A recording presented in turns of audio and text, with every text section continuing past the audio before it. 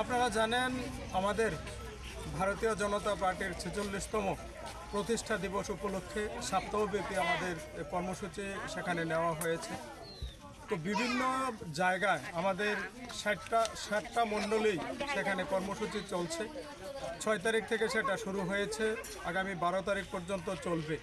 তারই অঙ্গ হিসেবে আজকে আমাদের ৪ বটজলা বিধানসভা কেন্দ্রের আমাদের ৬ নম্বর ওয়ার্ডে সেখানে বিভিন্ন কর্মসূচি নেওয়া হয়েছে।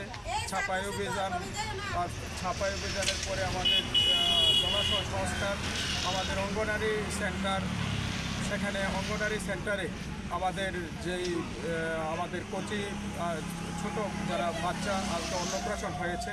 আরেকটা অঙ্গনারী সেন্টার আছে, সেখানে আমাদের যেই গোদভরাইয়ের অনুষ্ঠান আছে। তো সবগুলির মধ্যে আমরা যাচ্ছি। তাছাড়া আমাদের বিভিন্ন গ্রামের মধ্যে জনসম্পর্কও চলছে। আজকে আমরা সারাদিন সেখানে কর্মসূচিতে ব্যস্ত থাকব। বিকালে আমাদের চৌপাল বৈঠকও আছে। তো আমরা বিভিন্ন কার্যকর্তারা স্বতঃস্ফূর্তভাবে সেখানে সাড়া দিচ্ছে। আজকে আমাদের এই ওয়ার্ডে বা এই ভোটের মধ্যে যেভাবে আমাদের লোক সেখানে স্বতঃস্ফূর্তভাবে এসেছে, প্রচুর লোক সেখানে সমাগম হয়েছে।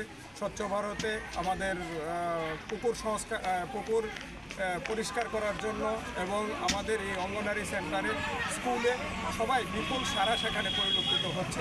আজকের এই কর্মসূচিতে আমাদের সঙ্গে আছেন আমাদের এই বটজলা মণ্ডলের মণ্ডল সভাপতি রাজীব সাহা মহোদয়, আছেন এই এলাকার কর্পোরেটর মাননীয় আমাদের মিঠুন দাস বৈষ্ণব মহোদয়, ছাড়া আমাদের বুথ সভাপতি, মহিলা মোর্চার কার্যকর্তা, অন্যান্য মোর্চার কার্যকর্তা, বুথের কর্মকর্তা সবাই সেখানে উপস্থিত হয়ে আছেন।